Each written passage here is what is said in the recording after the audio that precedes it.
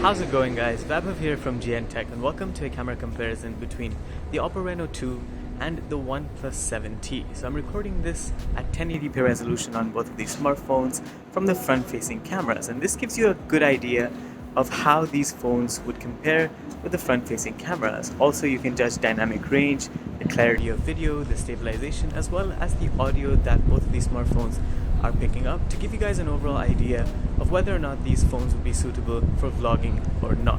But with that being said, I'm now going to move into the primary camera samples, both photos and videos, so you guys get a better understanding of how these two phones perform in varying scenarios. Between the Oppo Reno's quad camera setup and the OnePlus 7T's triple one, they share a lot of similar features. The ultra-wide lens, the macro functionality, and the same main camera, as well as super steady video.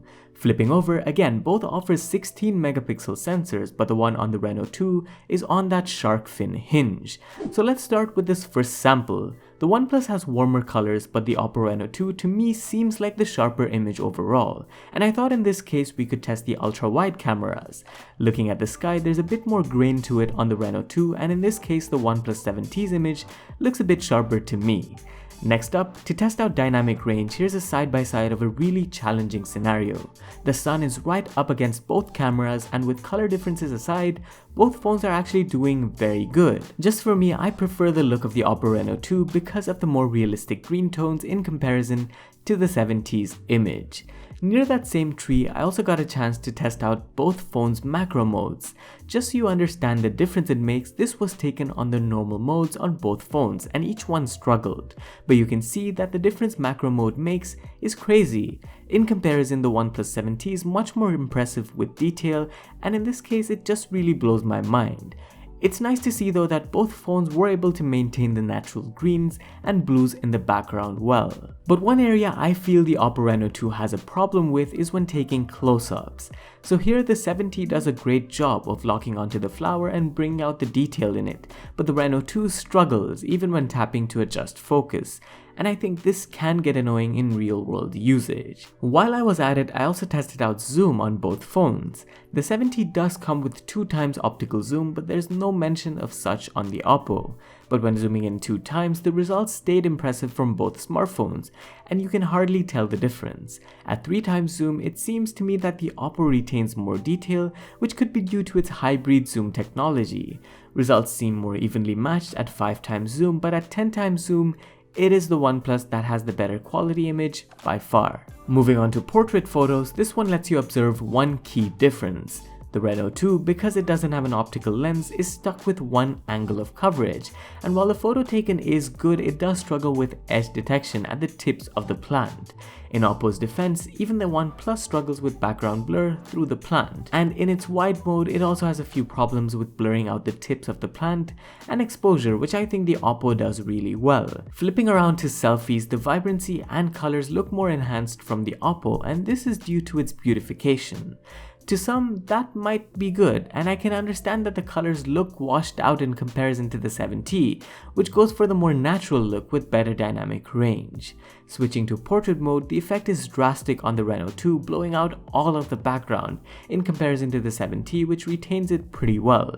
In terms of edge detection, I'd say both phones have their flaws, especially towards my shoulder region. With that done, I think we can move on to low light and nighttime samples. These samples are without night mode, but you can notice that the level of detailing on the 7T is a bit better, especially in the trees.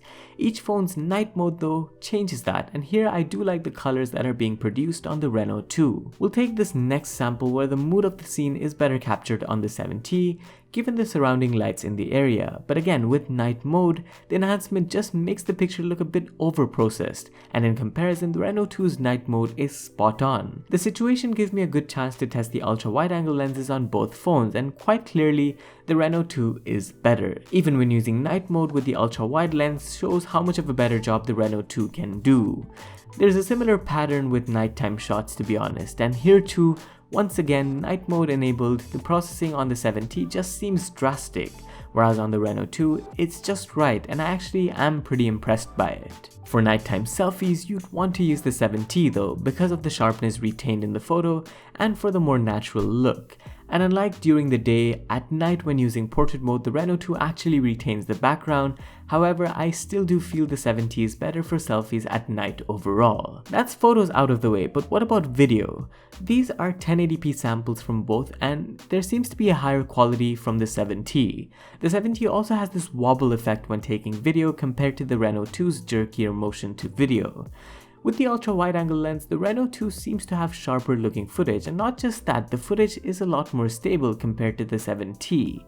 Speaking of stabilization, I also used the super steady feature on both phones to test running samples at 1080p, where footage from the 7T was a lot sharper and offered a higher degree field of view. With there being no super steady at 4K resolution, we're down to the standard, and the difference here is that the Reno 2's footage has this constant and annoying jitter effect, something the 7T avoids.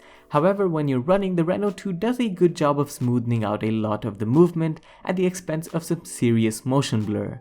Now, the Reno 2 cannot film ultra-wide-angle 4K video, but I thought I'd throw it in just to show you guys the difference between the video samples. And one of my takes is that compared to the regular lens on the Reno 2, the ultra-wide is not that stable on the 7T, but that added field of view is nice to have. Another thing the Reno 2 cannot do is record at 4K 60fps for smoother looking video. So here's a side-by-side of 4K 60fps on the OnePlus 7T and 4K 30fps on the Reno 2 for you guys to have a look at the difference. Daytime video aside, night video shows that the 7T has better quality, and that goes to show that OnePlus has been working on nighttime video and to improve how it works. However, stabilization wise, it isn't much different from daytime. The quality of ultra-wide-angle 1080p footage seems about the same though, and those wobbles and jerks in motion with the lights really do affect the quality of that video footage negatively. Even at 4K 30fps, it is sharper on the 7T and has a good level of clarity. Just like in the day, I've also captured some footage comparing ultra-wide 4K of the 7T to the normal 4K of the Reno 2, so you guys get a better idea of how they perform, as well as comparing 4K 60fps footage from the 7T to the 4K 30fps you get on the Reno 2. But that sums up this comparison. Thanks for watching, and let us know what you think about both phones and their results down in the comments. While you're at it, make sure to like and subscribe for more videos. This was Vaibhav, and I'll see you in the next one. Adios!